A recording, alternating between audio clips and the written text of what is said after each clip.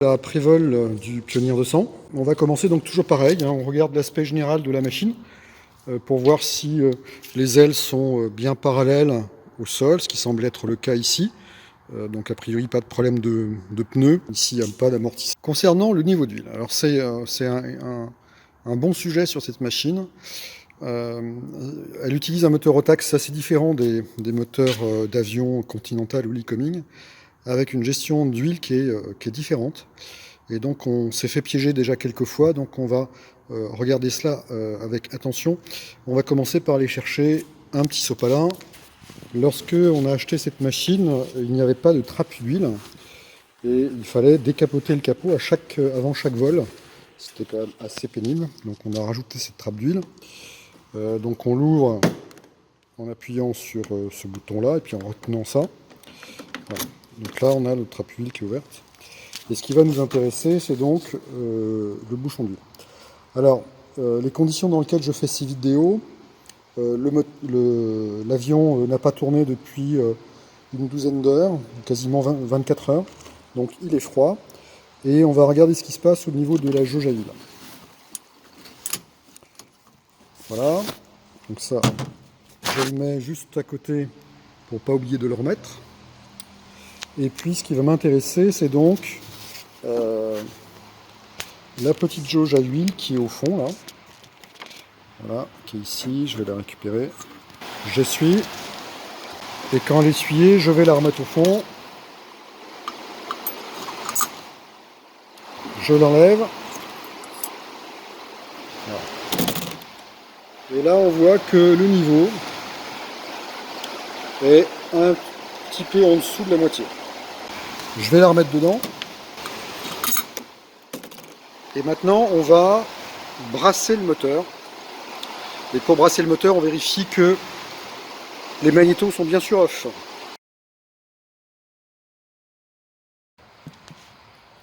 Donc on va brasser l'hélice. L'important pour le brassage, c'est de passer les compressions et rester sur les compressions. Voilà. Et de rester sur la compression pour que on puisse monter en pression la chambre du broquin jusqu'à ce qu'on entende le glouglou.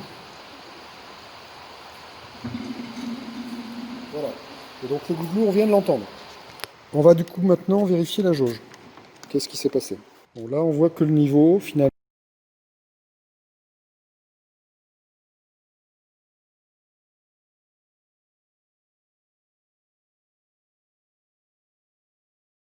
il n'a pas trop bougé. Là, c'est moteur froid, donc ce niveau d'huile est faux. Le niveau d'huile est correct sur cette machine moteur chaud. Donc là, ce qu'on voit, c'est que moteur froid, il est à la moitié. Moteur chaud, il sera forcément plus haut que ça. Donc ce qu'on peut déjà dire, c'est qu'il n'y aura pas de problème de niveau d'huile pour le vol qu'on va faire sur la machine. Voilà, et donc on remet pour finir le bouchon. Voilà.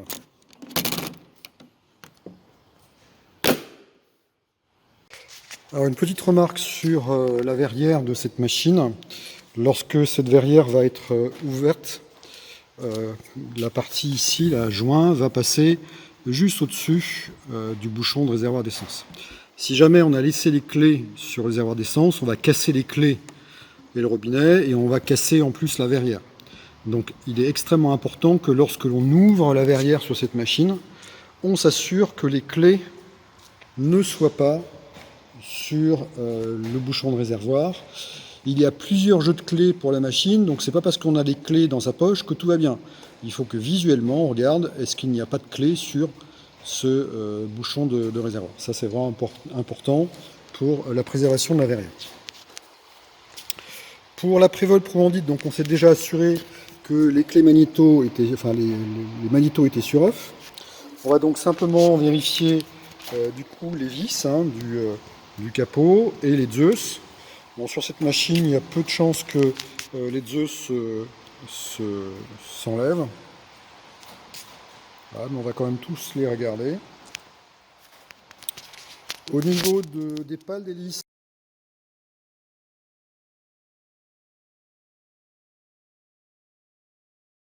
on va regarder le bord d'attaque et le bord de fuite et vérifier si il y a des criques ou des impacts à noter sur les pales. Donc on fait les 3 pales comme ça.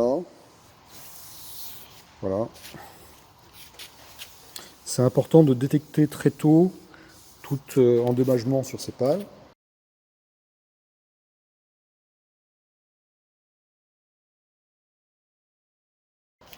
On vérifie que les entrées d'air ne soient pas obstruées par quoi que ce soit.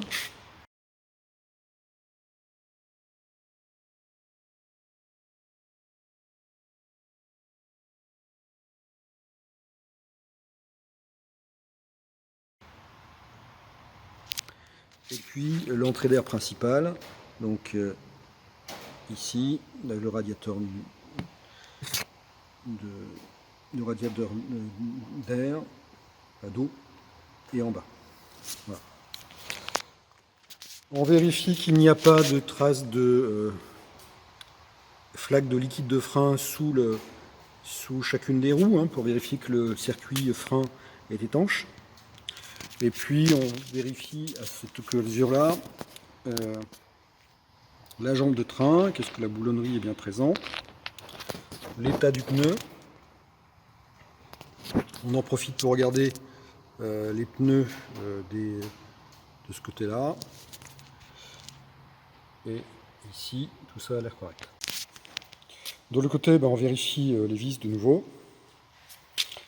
Les zeus de capot, pardon. Et puis les vis dessous. A noter ici que vous avez la purge essence, on vous demande de ne pas y toucher. C'est un mécanisme un peu délicat et on vous demande, cette machine étant pour l'essentiel garée en extérieur, on fait les purges lors des contrôles de maintenance mécanique, mais on vous demande de ne pas le faire à chaque vol. Le robinet d'essence, vérifier qu'il soit fermé.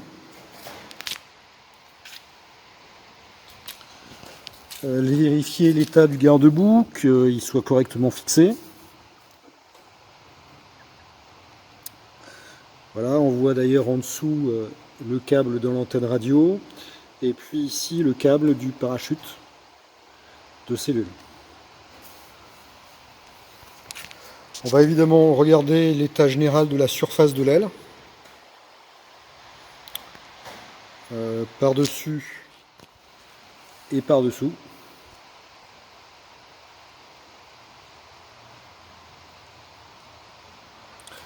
On voit ici l'immatriculation, hein, c'est 29RY pour le numéro d'identification de cet aéronef.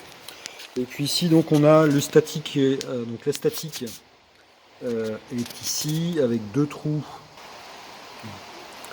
Donc un trou qui est ici et un deuxième qui est là. Et la totale, la prise de pression totale, est ici. Ok, donc là c'est bon. La visserie du saumon, en haut, en bas.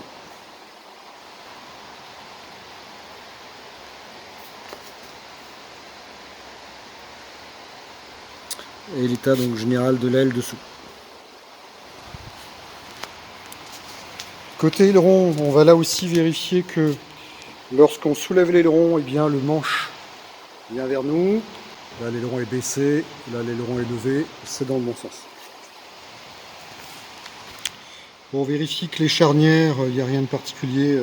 Un axe de charnière qui est coudé au bord. Voilà, pour pas que l'axe s'en aille. Et donc il y en a 3 comme ça.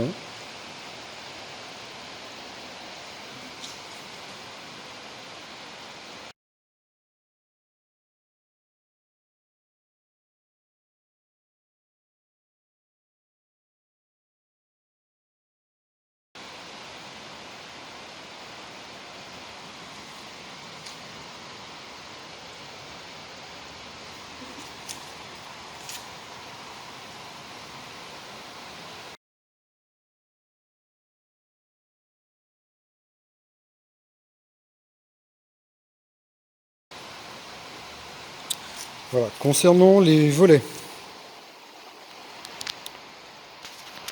alors il ne sert à rien de lever comme un malade, hein.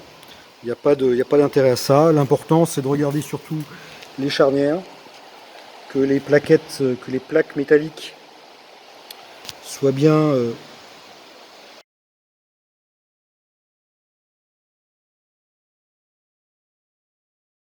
propres, à plat contre chaque surface. Et même chose, on voit que la charnière elle est avec sa partie coudée de chaque côté.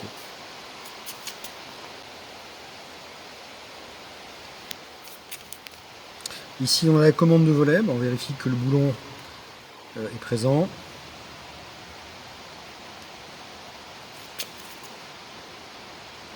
La trappe du parachute doit être impeccable. Donc ici on peut remarquer la clé qui permet de bloquer le verrouillage de la verrière. Donc une fois fermée, ça empêchera d'ouvrir la verrière par la poignée de la verrière. Voilà. Donc à n'utiliser que si c'est vraiment nécessaire. Quand la machine est garée dans le hangar à Redon, on ne s'en occupe pas. Bon, ici sur la partie arrière, évidemment c'est tout ce qui est visserie, hein, vérifier que les vis soient bien en place.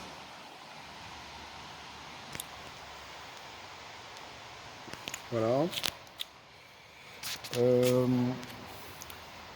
Concernant le plan fixe, l'état général de la surface dessous, donc les vis, l'état général de la surface.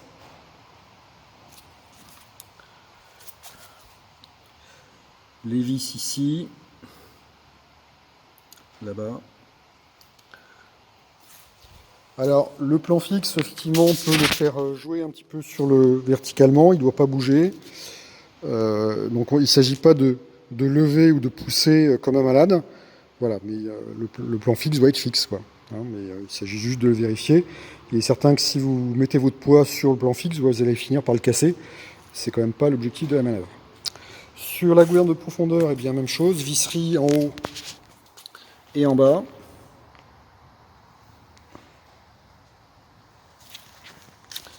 On va vérifier donc les charnières avec le boulon.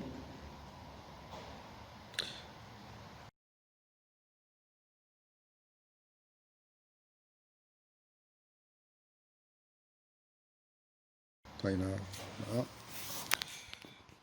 voilà le boulon, le plan fixe, et puis l'attache du câble de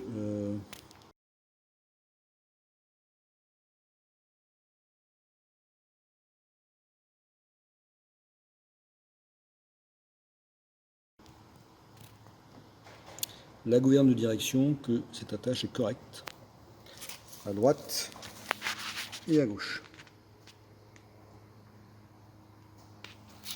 Ici on a le compensateur, on vérifie que la boulonnerie est correcte.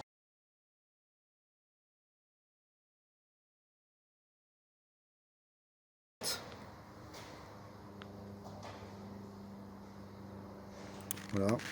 Et que la commande de renvoi de la gouverne de profondeur soit correcte également.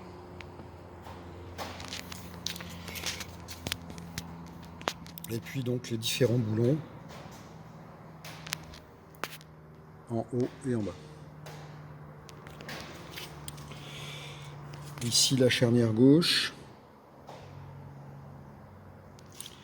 Et puis les saumons de gouverne de profondeur, de plan fixe, l'état général, dessus, dessous.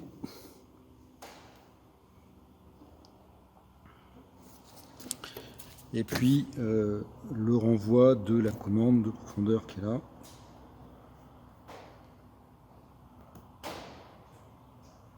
Voilà, ça c'est correct. Et les boulons qui sont là.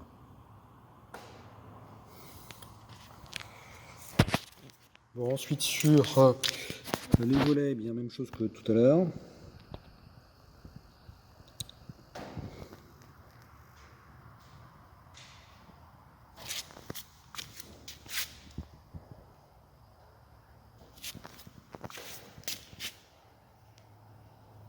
Ici donc bien les charnières de la gouverne de l'aileron.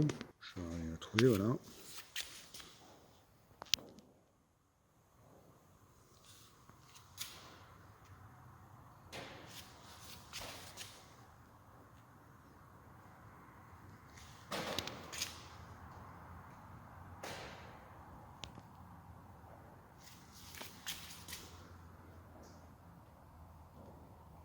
Voilà, c'est parfait. Et puis enfin le saumon de l'aile gauche, les vis, en haut, en bas.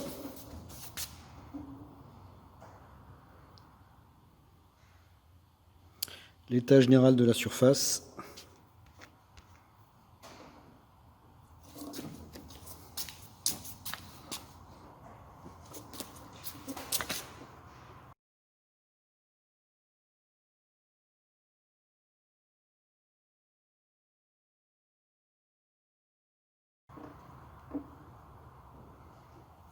Et puis enfin, vérifier que ça ne bouge pas. On peut vérifier également la boulonnerie ici du train avant, enfin une partie de la boulonnerie. Voilà, donc là on a réalisé la prévole extérieure sur le punir de sang. Donc voilà, rien de compliqué, mais faire attention donc au point particulier du contrôle du niveau d'huile. Le niveau d'huile est correct uniquement moteur chaud. Entre le min et le max de l'huile, de la jauge à huile, il y a 1 demi-litre seulement. Et entre moteur froid et moteur chaud, on a facilement plus de la moitié de la distance min-max qui remonte en termes de niveau. Donc faire attention de ne pas mettre trop d'huile pour ne pas se faire piéger.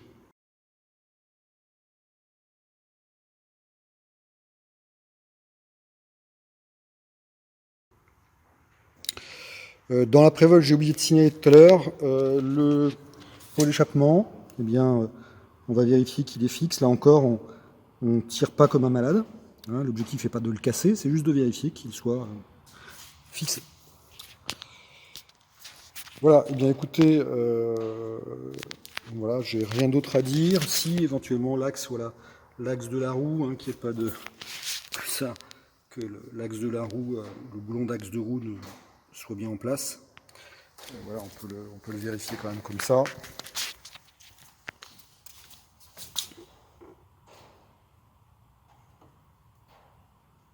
Voilà.